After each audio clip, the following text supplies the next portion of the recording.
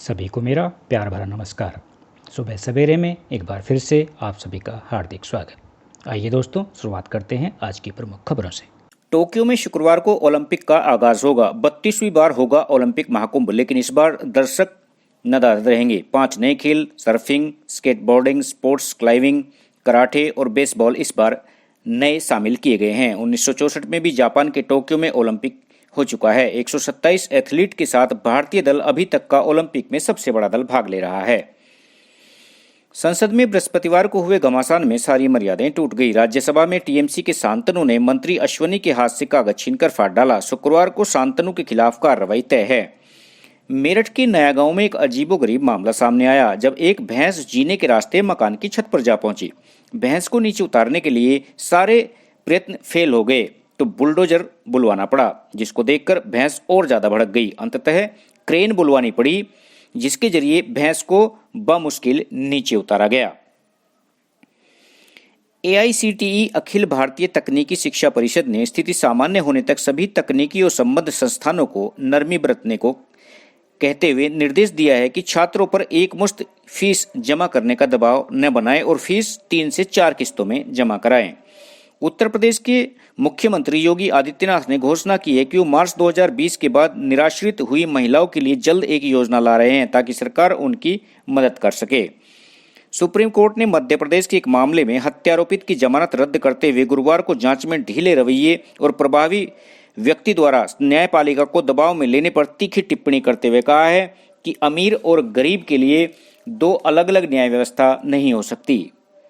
चीन की Hong Kong police ने गिरफ्तार डेली एप्पल के 4 संपादकों पर विदेशी मिलीभगत के आरोप लगाए हैं। पोर्नोग्राफी मामले में फिल्म अभिनेत्री शिल्पा शेट्टी के पति राज कुंद्रा को लेकर नई जानकारियां सामने आ रही हैं। महाराष्ट्र एंटी करप्शन ब्यूरो ने जानकारी दी है कि उसे एक ईमेल मिला है, जिसमें आरोप लगाया गया है कि राज कुंद्रा ने गिरफ्तारी से बचने के लिए मुंबई पुलिस को 25 लाख रुपए की रिश्वत दी थी। बकरीद पर बद्रीनाथ धाम में नमाज पढ़ने का मामला तूल पकड़ता जा रहा है। ग्रामीणों के साथ ही तीर्थ पुरोहितों और हिंदू संगठनों के कार्यकर्ताओं ने बद्रीधाम के लिए कूच किया है। इनका आरोप है कि बद्रीधाम में नमाज पढ़कर हिंदू आस्था को ठेस पहुंचाई गई है। उपभोक्ता मामले के मंत्रालय ने ई कॉमर्स नियमों में बड़ा बदलाव किया है। इनके अनुसार ई कॉमर्स प्लेटफॉर्म को संचालित करने वाली कंपनियां उस प्लेटफॉर्म पर अपना कोई सामान नहीं बेच सकती हैं। साथ ही ई कॉमर्स प्लेटफॉर्म पर शुरुआती कीमत कम दिखाने और भुगतान के वक्त अन्य शुल्क जोड़कर ज्यादा दाम दिखाने का खेल अब चल नहीं सकता।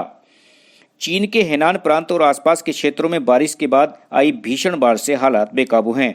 दर्जनों शहर पानी से लबालब हैं। मौसम विभाग ने फिर तूफान की चेतावनी जारी की है। हरियाणा में करनाल जिले के निसिंग क्षेत्र में नर्दक नहर की पटरी के साथ लगते खेत में एक रोमांचक घटना देखने को मिली है। 2 दिन पहले यहां बारिश से पानी भरे खेत में तेजी के साथ जमीन की एक परत उभरकर कई फीट ऊपर आ गई और एक बड़े टीले नुमा आकार में ढल गई। खेत का सारा पानी टीले के नीचे समा गया। हर वो बात जिससे हमारा सर गर्व से ऊंचा होता है और हमारा सीना चौड़ा होता है, ऐसी हर शख्सियत, हर भारतीय के लिए हमारे दिल में यही शब्द निकलते हैं, विजयी भव। कुछ यही अंदाज होता है महादेव की नगरी में बसे काशी वासियों का। अपने इसी अंदाज के साथ वाराणसी में दशाश्वमेध घाट के सामने गंगा के पार रेत में गुरुवार को ऊंट की सवारी करते हुए नमामि गंगे के सदस्यों ने ओलंपिक में प्रतिभाग करने टोक्यो गए भारतीय खिलाड़ियों को शुभकामनाएं दी।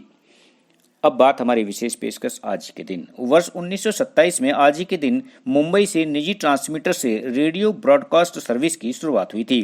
1930 में सरकार ने इसका अधिग्रहण किया और भारतीय प्रसारण सेवा नाम रखा। 1936 में इसका नाम ऑल इंडिया रेडियो और 1957 में इसका नाम आकाशवाणी कर दिया गया।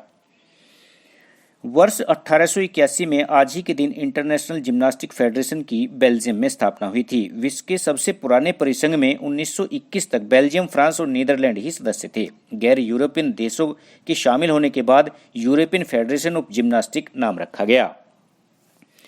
मशहूर बंगला लेखक ताराशंकर बंदोपाध्याय का जन्म आज ही के दिन 1898 में बंगाल के वीरभूम जिले में हुआ था। देश की आज़ादी की लड़ाई में इन्हें जेल जाना पड़ा था। इन्होंने 65 उपन्यास, 53 कहानी, 12 नाटक, कुछ निबंध और आत्मकथा और यात्रा वृतांत लिखे हैं। 1952 से 1960 तक बंगाल विधान परिषद के सदस्य रहे। इन्हें साहित्य अकादमी, ज्ञानपीठ, पद्मश्री, पद्म भूषण से सम्मानित किया गया। 1960 से 1966 तक राज्यसभा के सदस्य रहे। 14 सितंबर 1971 को कोलकाता में इनका निधन हो गया। और अंत में बात जन्मदिन की। उन सभी दोस्तों एवं उनके प्रियजनों को जिनका आज जन्मदिन है, जन्मदिन की अनेकों मंगल कामनाएं। आज के लिए इतना ही। इसी के साथ ही विदा चाहूँगा। कल फिर मिलेंगे नई खबरों और रोचक जानकारियों के साथ सुबह सवेरे में। नमस्कार, आपका दिन शुभ हो।